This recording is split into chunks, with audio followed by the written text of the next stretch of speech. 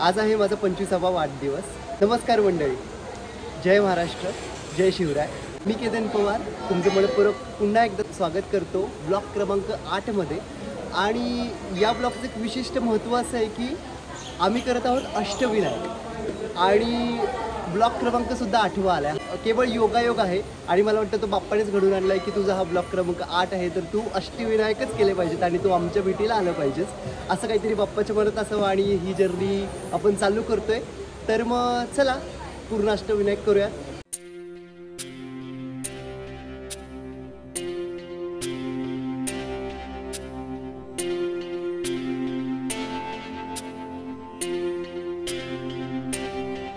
बाप्पा मोरया, बाप्पा मोरया, बाप्पा मोरया, बाप्पा मोरया। चला तर मग मम्मी गणपती बाप्पा मोरया। चला बस चल तू।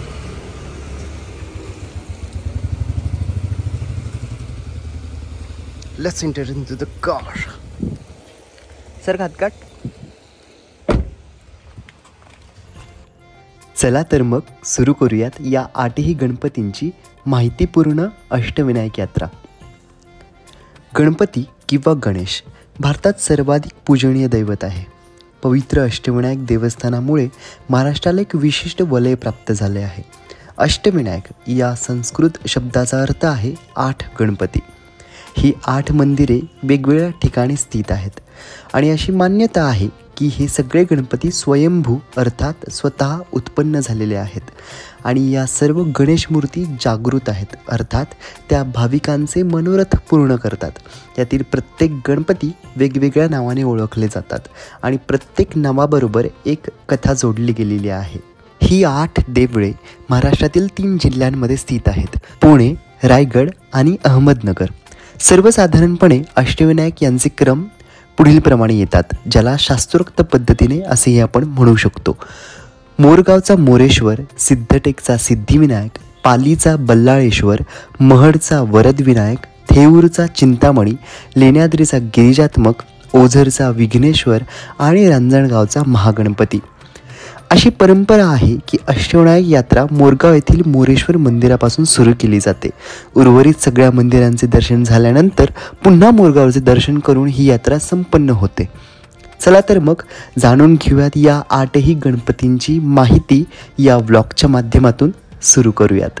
चला तर मंडळी, आपण चाललो आहोत थेऊरला, इन रूट टू थेऊर। आणि शास्त्रोक्त पद्धतीने थेऊरच्या चिंतामणीचा नंबर हा 5वा क्रमांकाचा येतो, पण आपण पिंपरी चिंचवडपासून ही जर्नी चालू केली आहे। सो पुण्यातले गणपती पहिले करून मग आपण बाकीचे गणपती करणार आहोत। सो आपण पहिलं थेऊरच्या चिंतामणीला आज भेट देणार आहोत अष्टविनायकाच्या दर्शन या जर्नीमध्ये।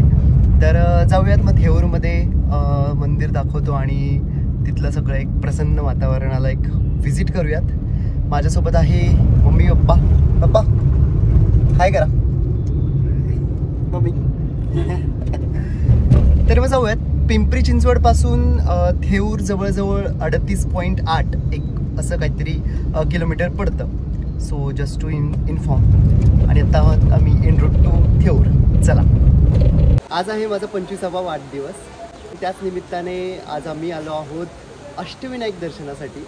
ही गेली 25 वर्ष अर्थातच बाय गॉड ग्रेस, आईवडिलांच्या कृपेने, तुमच्या सर्वांच्या आशीर्वादाने खूप प्रगतीची, सुखाची, समृद्धीची होती। आणि इथून पुढचा हा प्रवास जो आहे आयुष्याचा हा सुद्धा तुमच्या सगळ्यांच्या सोबतीने सुखकर होईल हीच अपेक्षा आहे। आणि आज वाढदिवस असल्यामुळे अर्थातच आईबाबांना कुठेतरी फिरवण्याची खूप इच्छा होती, कारण लहानपणापासून मम्मी पप्पा त्यांच्या कामात व्यस्त असल्यामुळे ते कधी असंच कुठे फिरलेच नाही आहेत। तर मग म्हटलं इट्स हाय टाईम नाव, आता आपण त्यांना फिरवायला पाहिजे। आणि मला वाटतं बाप्पाला भेटायला जाण्यासारखं पहिलं ठिकाण कुठलंच नसू शकतं। आणि मग आम्ही ठरवलं की आम्ही अष्टविनायक करणार आहोत। तर आम्ही अष्टविनायकच्या या जर्नीवरती आहोत, जी तुम्ही आता पूर्ण पुढच्या ब्लॉगमध्ये पाहालच। तर आता आपण थेऊरला आलो आहोत चिंतामणीच्या दर्शनासाठी। तर मस्तपैकी आता चिंतामणीचं दर्शन झालं, जे तुम्ही ब्लॉगमध्ये पुढे पाहालच। तर आपण कंटिन्यू करूया पूर्ण अष्टविनायकांचं दर्शन तुम्हाला ह्या ब्लॉगच्या माध्यमातून घर बसल्या तुम्हा सर्वांना घडवतो.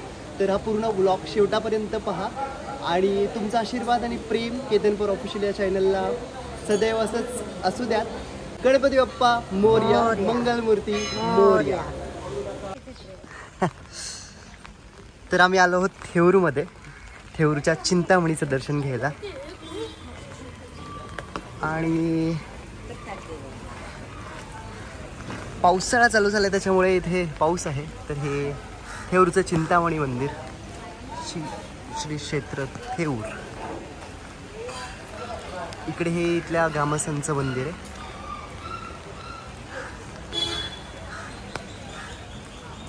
इकडे पार्किंग केली आमची कार आत्ता. चला तर मग जाऊयात आतमध्ये. हे आहे थेऊरचं चिंतामणी देवस्थान. पुण्यापासून 25 किलोमीटर अंतरावर असलेले श्री चिंतामणी देवस्थान अष्टविनायकांतील सर्वात मोठे आणि प्रसिद्ध देवस्थान आहे. हे मंदिर फार पुरातन काळापासून अस्तित्वात आहे. सध्या असलेले मंदिर हे मोरया गोसावी यांनी बांधले. थोरले माधवराव पेशवे चिंतामणी गणेशाचे अनन्य भक्त होते. ते या मंदिरात नेहमी दर्शनाला येत असत. आपल्या अंतकाळी त्यांनी या मंदिरातच वास्तव्य केले होते आणि येथेच त्यांचे निधन झाले. हे मंदिर अतिशय विशाल असून दगडी बांधणीचे आहे. मंदिराच्या आवारात थोरले माधवराव यांनी लाकडी सभामंडप बांधले. मंदिरातील मूर्ती स्वयंभू असून मस्तकाशिवाय शरीराचे अवयव ठळकरित्या दिसत नाहीत. मूर्तीच्या नेत्रांमध्ये हिरे आहेत. चिंतामणी देवस्थानात 3 उत्सव मुख्य आहेत. त्यातील पहिले म्हणजे भाद्रपद महिन्यातील गणेश चतुर्थी.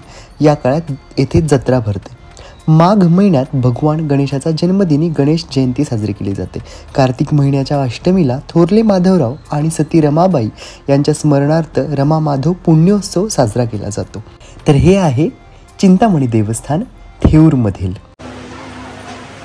तर हे मंदिर बघाल तर चिंचवड देवस्थान ट्रस्ट, जे आमच्या चिंचवडचं देवस्थान ट्रस्ट आहे त्यांच्याकडनंच ह्या मंदिराचंही सगळं केलं जातं.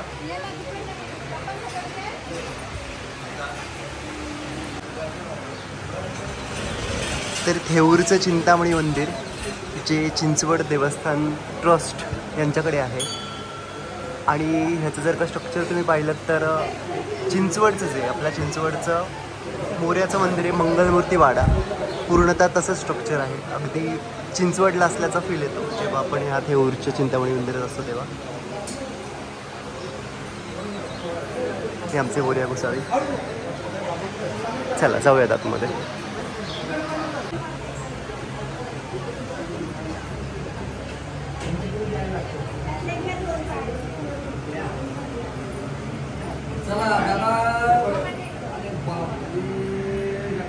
तर हे आहेत माझे मम्मी पप्पा आणि आम्ही आलो आहोत अष्टविनायक यात्रेसाठी. पाऊस पडतोय, माझा चष्मा वगैरे पूर्ण भिजायला लागलाय. तर मग मम्मी पप्पा कसं वाटते तुम्हाला, आपण अष्टविनायकची यात्रा करतोय, काय म्हणाल? मला खूप छान आणि प्रसन्न वाटलं. आणि आमच्या मुलाचा 25वा वाढदिवस आहे आज. त्याच्यामुळे आमच्या मुलांनी पहिल्या वेळेसच आम्ही दोघं नवरा बायको एकत्र देवदर्शनाला आलोय अष्टविनायक करायला. आम्हाला पण खूप छान आणि चांगलं वाटलं. एकदम भक्तिमय आणि प्रसन्न वातावरण सगळीकडे आहे. बरोबर, काय म्हणताय पप्पा? मला पण खूप छान वाटलं. आपण तिघे एकत्रच पहिल्यांदाच असं प्रॉपर फिरायला आलोय. बरोबर, तिघे एकत्र दर्शनासाठी आलो चिंतामणीच्या. येस, छान वाटतं, प्रसन्न वाटतं. बरोबर. तर हा थेऊरचं चिंतामणी शास्त्रोक्त पद्धतीने 5व्या क्रमांकावरती येतो. पण आपण पुण्यापासून ही जर्नी चालू केली, पिंपरी चिंचवडपासून. तर आपण पहिलं थेऊरला भेट दिली. तर मग करूयात ही जर्नी कंटिन्यू. गणपती बाप्पा मोरया, मंगलमूर्ती मोरया.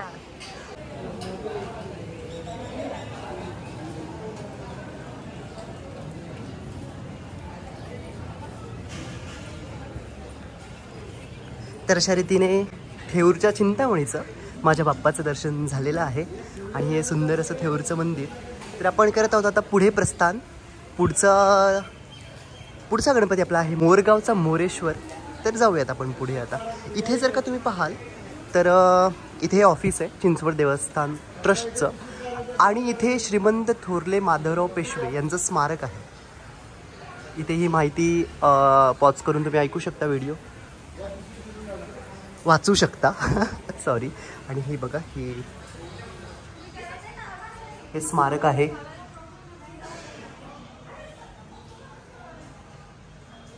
माधवराव पेशवे यांचं.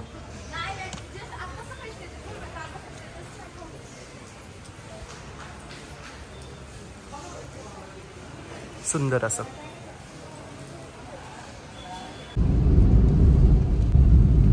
ओके, तर मंडळी आपण थेऊरच्या चिंतामणीचं दर्शन घेऊन आता प्रस्थान करत आहोत मोरगावला आणि भेट देणार आहोत मोरगावच्या मोरेश्वराला. तर आपण इन रूट आहोत. उरुळी कांचन मार्गे आपण मोरगावला जात आहोत आणि भेटूयात मोरेश्वराला. चला.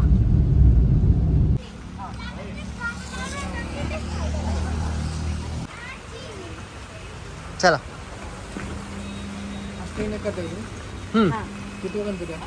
दुसराच आहे. घेतला थेऊरला. नारळ परत आणला नाही तुमचा? नाही. इथून पुढे नारळ घेणार. हाच नारळ सगळ्या गणपतीच्या राहिलेल्या पायाला आणि हाच नारळ जरी घेऊन पोळा. प्रत्येक ठिकाणी गेले की त्यांना माहिती अष्टविनायक करतो आम्ही. ते नारळ पाया लावतात, एक मोदक काढून जातात. सगळ्या गणपतीला तसं करायचं आणि शेवटी प्रसाद. अच्छा अच्छा अच्छा. हो ना. चालेल, धन्यवाद. दादांनी खूप सुंदर माहिती दिली. ते म्हणाले की जो आपण पहिला गणपती करतो अष्टविनायक मधला, तिथला जो नारळ असतो तोच आपण पुढील 7ही गणपतींना पायाशी दाखवून तो आपल्या घरी नेऊन फोडायचा. सो खूप सुंदर माहिती दिली. धन्यवाद. हे मला वाटतं बऱ्याच लोकांना पण माहित नसेल, तुमच्यामुळे बऱ्याच जणांना माहित झालं. अष्टविनायक करतो म्हणलं ना कोणी, बरोबर. सांगतो की हा नारळ एक घ्यायचा, ते सगळ्या गणपतीच्या पायाला फोडायचं.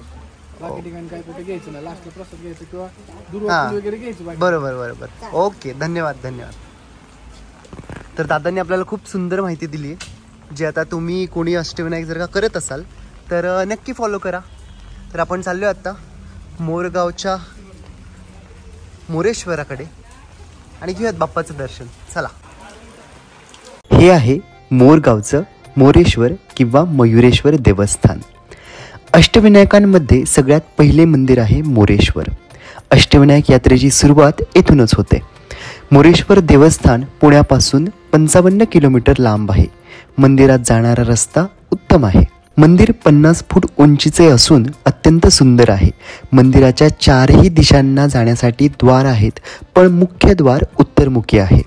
मंदिराच्या आवारात 2 उंच दीपस्तंभ आहेत. मंदिराच्या बरोबर समोर एक मोठी मूषक प्रतिमा आहे. तसेच मंदिराच्या बाहेर गणेश प्रतिमेच्या सम्मुख एक काळ्या पाषाणातील मोठा नंदी आहे. ही एक असामान्य गोष्ट आहे. नंदी सामान्यतः शंकराच्या देवळासमोर असतो. मंदिरात दिवसातून 3 वेळा सकाळी 7 वाजता, दुपारी 12 वाजता आणि संध्याकाळी 8 वाजता पूजा अर्चा केली जाते. विशेष पर्व काळात गणेश जयंती, माघ शुल्क चतुर्थी, गणेश चतुर्थी, भाद्रपद शुल्क चतुर्थी आणि प्रत्येक महिन्याच्या शुल्क पक्षातील चतुर्थीला मंदिरात खूप गर्दी असते. जगभरातून भाविक या काळात दर्शनासाठी येथे येत असतात. सोमवती अमावस्या आणि विजयादशमी सणांना येथे उत्सव साजरा केला जातो. तर हे आहे मोरगावचं मयुरेश्वर देवस्थान. आणि हा इथे मोठा असा कासव. चला.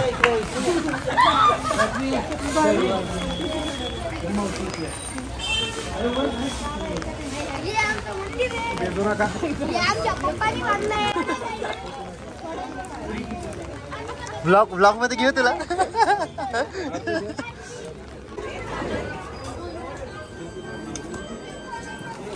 चेकअप. इथून छत्री थोडी बंद करायला लागेल आपल्याला, पण पाऊस येतोय त्याच्यामुळे छत्री लागणारच आहे.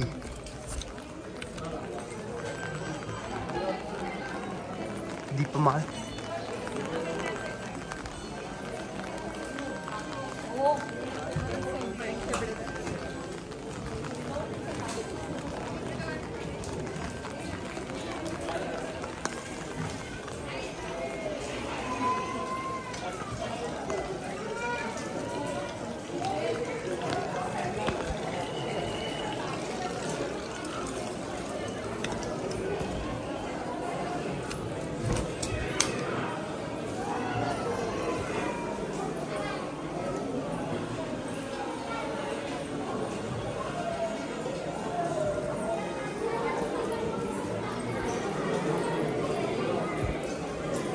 गौराई माता.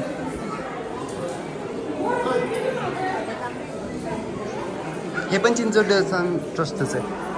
वक्रतुंड.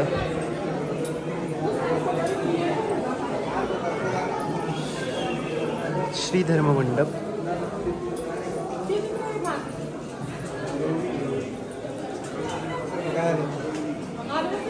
श्री शुक्ल चतुर्थी.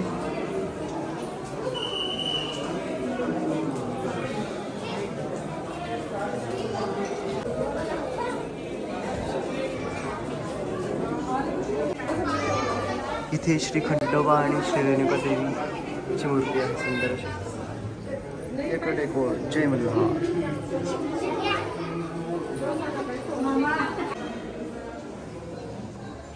दक्षिणद्वार श्री अर्धमंडप. श्री हनुमंत जय बजरंगबली. श्री महोदर.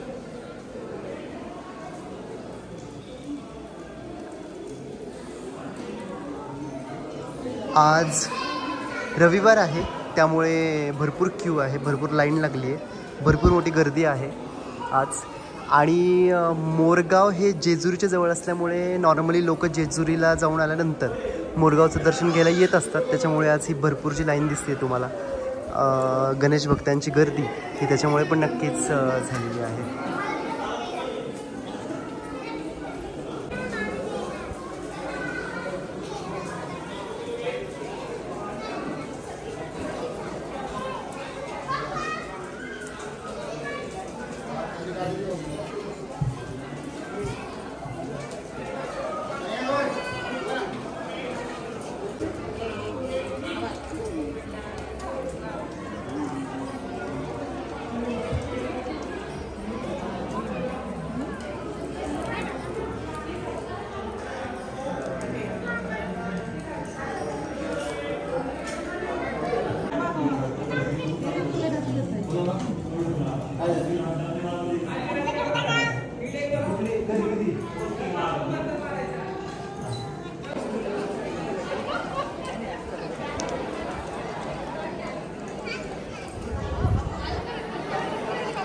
मोरगावचा मोरेश्वर लय मोठं मंदिर.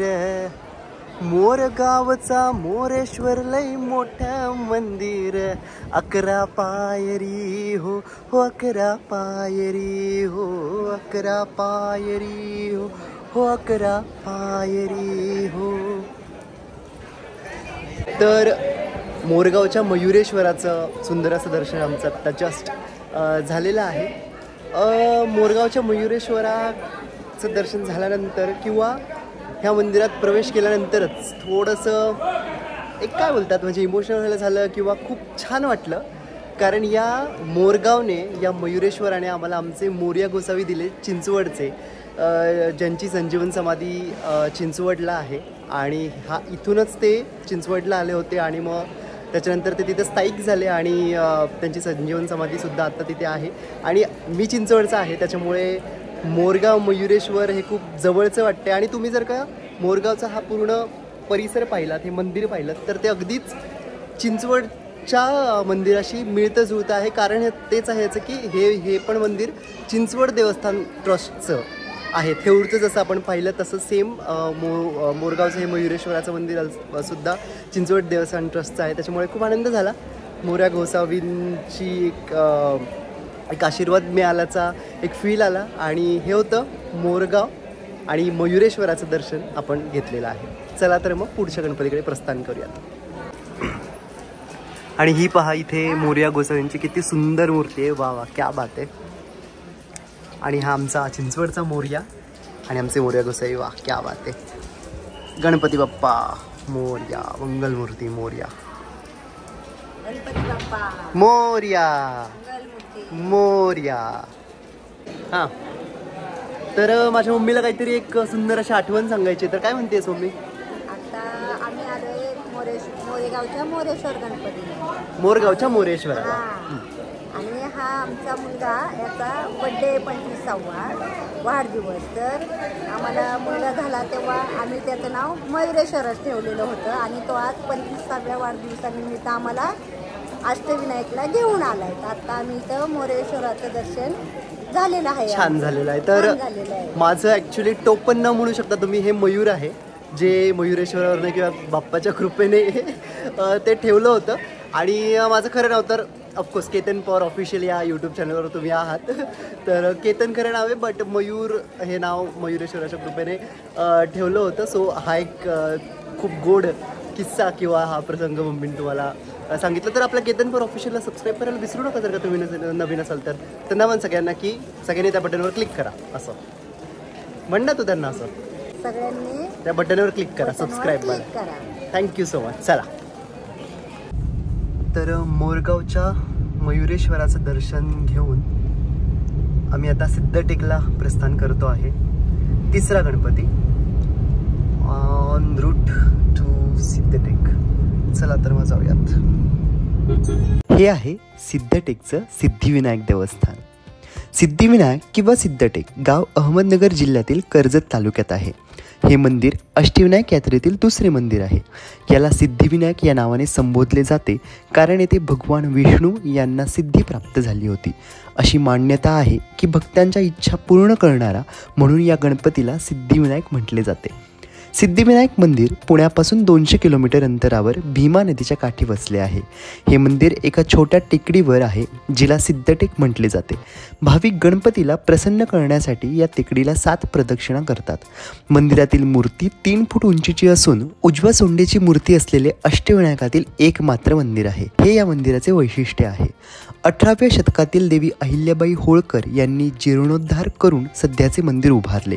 मंदिर परिसरात असलेल्या इतर वास्तू विविध लोकांनी नंतरच्या काळात उभारल्या. हे उत्तराभिमुखी मंदिर काळ्या पाषाणातील आहे. मंदिराचे गर्भगृह 10 फूट रुंद आणि 15 फूट उंच आहे. मंदिरात साजरे होणारे मुख्य उत्सव आहेत भाद्रपदातील गणेश चतुर्थी आणि माघ महिन्यातील गणेश जयंती. तर हे आहे सिद्धिविनायक देवस्थान सिद्धटेकमधलं. तर अशा रीतीने आपले 3 गणपतींचं दर्शन घेऊन झालेलं आहे. आणि आता आम्ही लंचसाठी दुपारच्या जेवणासाठी आलो आहे हॉटेल योगराज गार्डन अँड लॉजिंगमध्ये. तर करूयात दुपारचं जेवण आणि पुढे प्रस्थान करूयात रांजणगावच्या महागणपतीला. चलो, सिद्धटेकचं दर्शन घेऊन प्रस्थान रांजणगावला. चला, हे आहे रांजणगावचं महागणपती देवस्थान. पुणे नगर महामार्गावर पुण्यापासून 50 किलोमीटर अंतरावर रांजणगाव येथे श्री महागणपती देवस्थान आहे. सध्या असलेले मंदिर पेशव्यांनी बांधले. या पूर्वाभिमुख मंदिराला सुंदर आणि भव्य प्रवेशद्वार आहे. मंदिराची बांधणी अशा प्रकारे केली आहे की दक्षिणायनाच्या काळात सूर्योदयाच्या वेळी श्रींच्या मूर्तीवर सूर्यकिरणे पडतात. श्री महागणपती मंदिरात 4 मुख्य उत्सव होतात: भाद्रपद चतुर्थी, माघ चतुर्थी, श्रावण महिना आणि फाल्गुन महिना. याशिवाय प्रत्येक महिन्याच्या चतुर्थीला विशेष पूजा अर्चा केली जाते. तर हे आहे रांजणगावचं श्री महागणपती देवस्थान. आणि आता आपण चाललो आहोत महागणपतीच्या दर्शनाला. तर चला, मला वाटतं गजराज इथे आहेत. फुल स्वागतासाठी त्यांनी पाऊसच पाठवला आपल्याला. गजराज नमस्कार. रांजणगावाला महागणपती नांदला.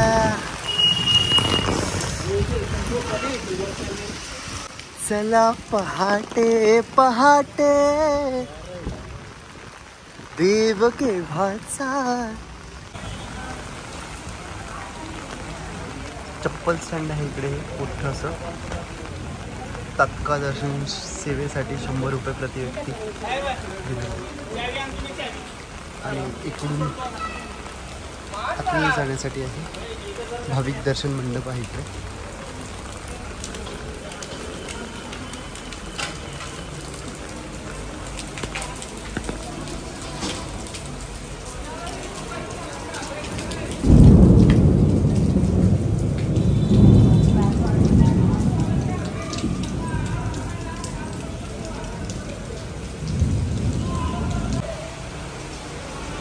आज गर्दी खूप जास्त नाही आहे, त्याच्यामुळे ह्या रांगा तरी बंद आहेत.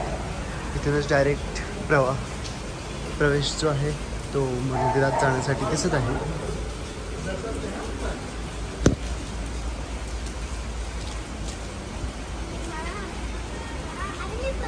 पावसामुळे पायऱ्या सगळ्या घसरड्या झाल्या तिथे. चला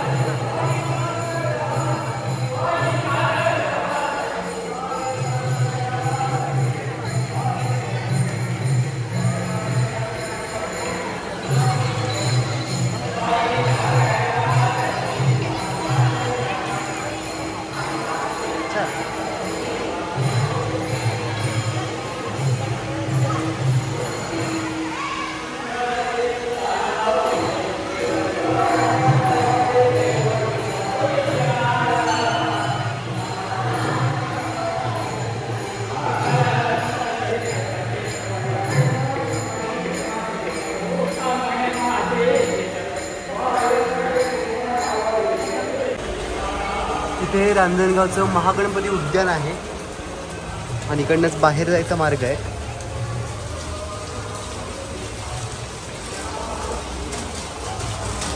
छान केलं यांनी. इथे सगळे प्राण्यांचे स्टॅच्यूज वगैरे आहेत.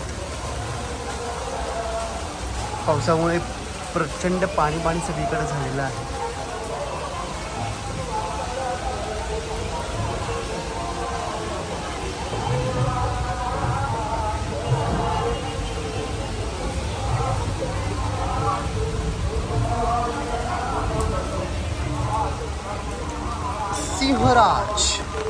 सिंहराज खूप हाईटीत बसलं तिथे एकदम मस्त. आणि इथे जर का पाहाल तुम्ही तर कमळाची पूर्ण सॉर्ट ऑफ बाग आहे. वा वा क्या बात आहे. हे बघा हे घसरायचं इथे पडायचं खाली. कमळाची बाग आहे पूर्ण. असे छान परिसर केला आहे ह्यांनी असा.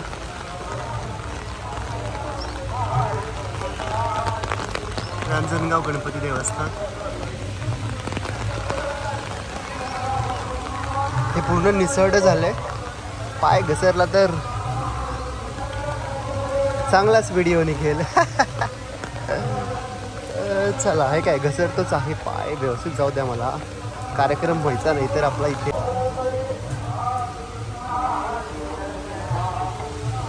पूर्ण पाणी झालं.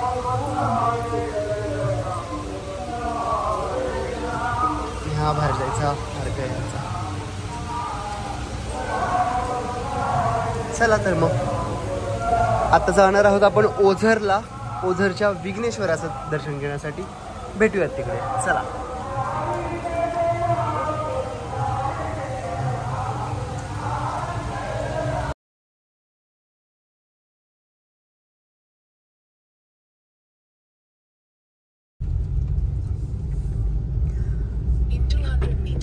Continue straight past Sai Hotel onto Narayangav, Ozar Road, Ozar Road. तर आपण रांजणगावचा महागणपती करून ओझरला प्रस्थान केलेलं आहे. तर आता ओझरचा गणपती आपण उद्या सकाळी करणार आहोत. पण आज स्टे आहे 1 दिवसाचा. आपण 4 गणपती केले आहेत. थेऊरचा चिंतामणी, मोरगावचा मयुरेश्वर, रांजणगावचा श्री महागणपती आणि सिद्धटेकचा सिद्धिविनायक असे 4 गणपती आज आपले झालेले आहेत. आणि आता आम्ही हॉटेलमध्ये स्टे करणार आहोत. आणि मग उद्या सकाळी ओझरच्या विघ्नेश्वराचं दर्शन घेऊन आपण लेण्याद्रीच्या गिरिजत मक्काला दर्शनासाठी जाणार आहोत. तर मग करूयात कंटिन्यू त्याच्यानंतर. चला. तर आपण ओझरमध्ये आलेलो आहोत आणि हे आहे रोहित लॉजिंग. तर आज आम्ही ह्या हॉटेलमध्ये आमचा स्टे आहे. हे आत्ताच नवीन झालं आहे. इथे छान बांधकाम केलं आहे. खूप छान रूम्स आहेत. खूप क्लीन आणि नीट असं सगळं छान आहे. सो आज रात्री हा ओझरमधला आमचा इथला स्टे आहे आजसाठीचा. आणि आत्ता रात्र आहे त्यामुळे पण मी आत्ता जस्ट त्या दादांसोबत खाली बोललो तर इथून ओझरचं खूप मंदिर दिसतं पूर्ण. ते म्हणाले कॉर्नरवरनं. सो आपण हे उद्या सकाळी तुम्हाला हा मॉर्निंगवरचा व्ह्यू इथून दाखवतो. चालेल. तर हे आहे रोहित लॉजिंग.